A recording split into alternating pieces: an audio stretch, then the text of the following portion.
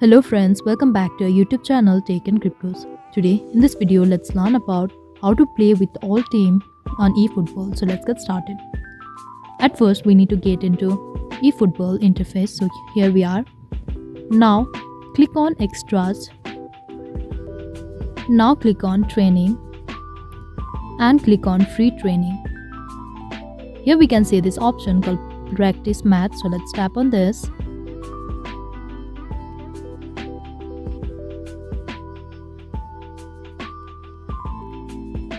Now click on this pause icon in the top right corner. Here we can see two options called home and away. If you tap on home, you can choose any of the team you want to be and get back. If you click on away, you can choose any team you want to play with. So this is all. This is how we can play with any team on eFootball. I hope you like the video. Please do like and subscribe. Thanks for watching.